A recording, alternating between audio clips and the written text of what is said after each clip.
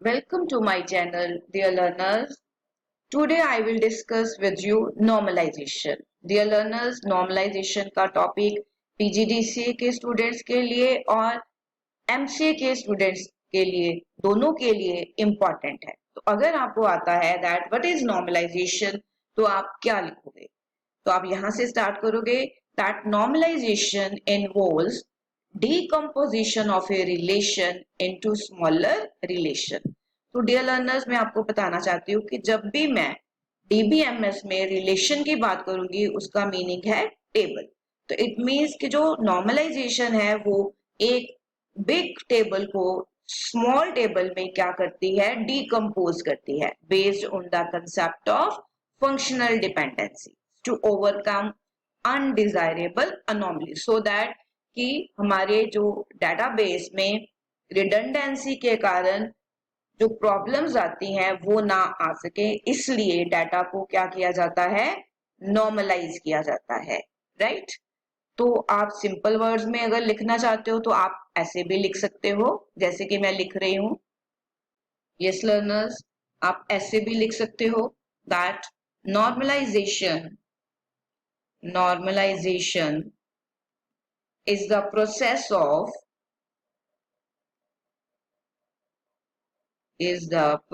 of decomposing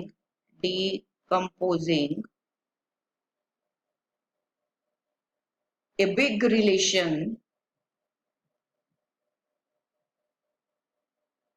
means table into smaller relation। ठीक है, आपकी पीडीएफ में जो गिवन है आप वहां से भी लिख सकते हो। दोनों का मीनिंग जो है वो सेम है कि हमने क्या करना है, रिलेशन को, एक बिग रिलेशन को डीकम्पोज करना है। ठीक है, क्यों करना है, क्या मेन ऑब्जेक्टिव है? So the main objective of normalization main objective of normalization, ये आपके बेटा वाईवे का भी क्वेश्चन है कि आपसे पूछा जा सकता है। ठीक है, so main objective of normalization is to reduce the redundancy. Main objective of normalization is to reduce the redundancy. Redundancy means duplicacy. ठीक है, डुप्लीकेसी को रिमूव करने के लिए, रिड्यूस करने के लिए नॉर्मलाइजेशन को यूज किया जाता है। Now next is why to reduce the redundancy, की डुप्लीकेसी को रिमूव या रिड्यूस क्यों करना है? Because redundancy leads to redundancy leads to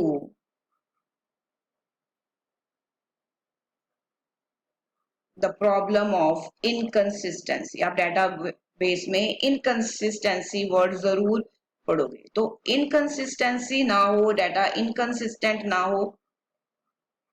ठीक है, तो इसीलिए डाटाबेस को क्या किया जाता है, रिलेशन को क्या किया जाता है, नॉर्मलाइज किया जाता है। राइट? डियर लर्नर्स, मैं आपको बताना चाहूंगी कि जैसे कि यहाँ पे गिवन है that in 1972 Ford presented 3 normal forms. आपको पेपर में फर्स्ट नॉर्मल फॉर्म के बारे में पूछा जा सकता है, सेकेंड नॉर्मल फॉर्म और थर्ड नॉर्मल फॉर्म के बारे में पूछा जा सकता है। ठीक है, so these were based on functional dependencies among the attributes of a relation. ये जो नॉर्मल फॉर्म्स हैं ये किसके ऊपर बेस्ड है, फंक्शनल डिपेंडेंसीज के ऊपर। Later, Boyce and Codd proposed another normal form which is known as Boyce-Codd normal form. इसको हम BCNF भी बोलते हैं। Dear learners, there are other normal forms like fourth normal form and fifth normal form. But यहाँ आपके syllabus में सिर्फ BCNF तक है, तो हम BCNF तक ही जो है वो क्या करेंगे, डिस्कस करेंगे। So first I will discuss with you first normal form. Dear learners, जैसे कि आप देख रहे हो द फर्स्ट नॉर्मल फॉर्म, इसको हमने ऐसे लिखना है, 1 देन NF, ऐसे डालना है आपने। ठीक है, तो जो रिलेशन है वो फर्स्ट NF में कब होता है, ये देख रहे हो ना टेबल, मैंने आपको बताया था कि रिलेशन को हम टेबल बोलते हैं। A relation is in first NF अगर ये वाली फॉलोइंग कंडीशंस फुलफिल हो रही हैं। क्या कौन कौन सी? That there are no duplicate rows और tuples in the relation. Relation में रोज को क्या बोलते हैं? टपल्स बोलते हैं। कि अगर डुप्लीकेट रोज नहीं है तो जो रिलेशन है वो किस में है? फर्स्ट एनएफ में है। और second, each data value stored in the relation is single value means atomic कि जो डाटा वैल्यू है किसी भी टेबल में वो क्या होनी चाहिए? अटोमिक होनी चाहिए।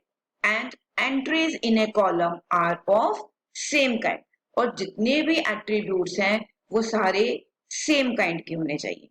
ठीक है, तो मैं आपको वंस अगेन बताना चाहूंगी और आप मेरे पीछे रिपीट भी कर सकते हो कि कोई रिलेशन फर्स्ट एनएफ में कब होगा?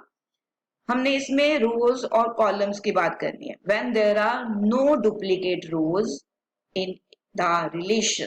ठीक है, and each data value stored in the relation is atomic और single valued and entries in a column are of same kind कि जितनी भी एंट्रीज हैं किसी भी कॉलम में वो सारी किस टाइप की होनी चाहिए? सेम काइंड की। सो please note that in first NF the order of the tuples and attributes ये मैटर नहीं करता।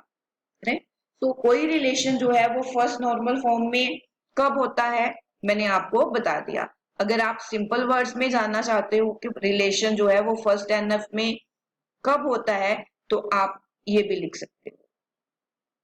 ये लर्नर्स, आप जब फर्स्ट एनएफ डालोगे तो मैंने आपको बताया था कैसे डालना है, ऐसे फर्स्ट एनएफ। ठीक है, आप सिंपल लैंग्वेज में भी लिख सकते हो दैट ए रिलेशन आर। ठीक है, जो रिलेशन है R is set to be in first NF if all attributes if all attributes means columns। ठीक है, if all attribute values are atomic। ठीक है, जहां पे सारे एट्रीब्यूट्स की जो वैल्यू है वो क्या है? अटोमिक है। अटोमिक मीन्स मैंने आपको बता ही दिया है दैट सिंगल या attribute neither be composite nor multi valued. ठीक है, now what is composite? Composite attribute. Composite attribute means it can be divided. जैसे आपका नेम है, जब आप अगर बैंक में जाते हो, अगर आपने अपना अकाउंट ओपन करना है तो आपको वो एक फॉर्म देते हैं और बोलते हैं कि यहाँ पे अपना नेम लिखो। तो वहां पे फर्स्ट नेम फिर उसके बाद लास्ट नेम होता है ना, ऐसे पार्ट्स में डिवाइड होता है। तो उसको हम कौन सा एट्रीब्यूट बोलेंगे? कंपोजिट एट्रीब्यूट बोलेंगे। Right, it can be divided into, क्या लिखोगे आप? That it can be divided into, it can be divided into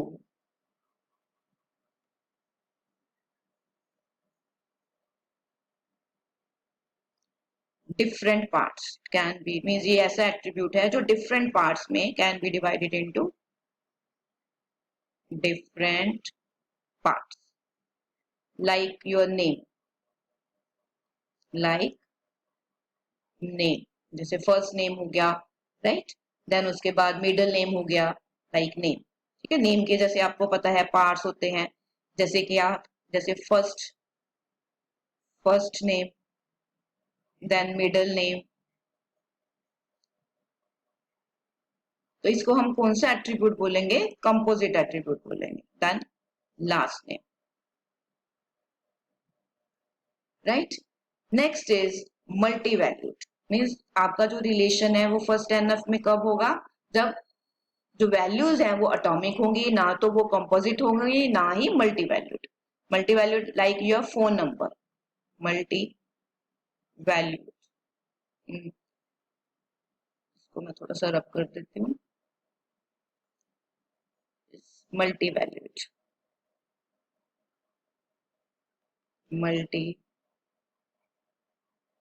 valued. ठीक है, so an attribute has different multi valued के लिए हम कौन सी एग्जांपल लेते हैं, जैसे फोन हो गया, फोन, ठीक है। तो एक पर्सन के पास एक से ज्यादा क्या हो सकते हैं, फोन नंबर्स हो सकते हैं, तो उसको हम कौन सा एट्रीब्यूट बोलेंगे, मल्टी वैल्यूड एट्रीब्यूट, ठीक है। तो जो रिलेशन है वो फर्स्ट स्टैंडर्ड में कब होगा, when all the attribute values are atomic, right. जैसे कि आप देख रहे हो मैंने लिखा है that an attribute has different numbers, means एक पर्सन है उसके पास जो है वो मल्टीपल फोन नंबर्स हैं, ठीक है, या उसका जो हाउस है वो मल्टीपल सिटीज में है, तो उसको हम कौन सा एट्रीब्यूट बोलेंगे, उसको हम बोलेंगे मल्टी वैल्यूड एट्रीब्यूट, ठीक है। डियर लर्नर्स, अगर आपसे कोई पूछे what are the goals of normalization, तो आप क्या बताओगे, that the main goal of normalization is to achieve functional dependency, ठीक है। फंक्शनल डिपेंडेंसी को अचीव करना, उसको प्रिजर्व करना is the goal of normalization. And second जो इसका गोल है वो क्या है, लॉसलेस जॉइन डीकम्पोजिशन। तो इस वीडियो लेक्चर में इतना ही। नेक्स्ट वीडियो लेक्चर में I will discuss with you second normal form, third normal form and BCNF normal form. Dear learners, अगर आपको ये वीडियो अच्छा लगे तो अपने कमेंट के थ्रू मेरे को जरूर बताना, लाइक और शेयर जरूर करना। Thanks a lot, all the best.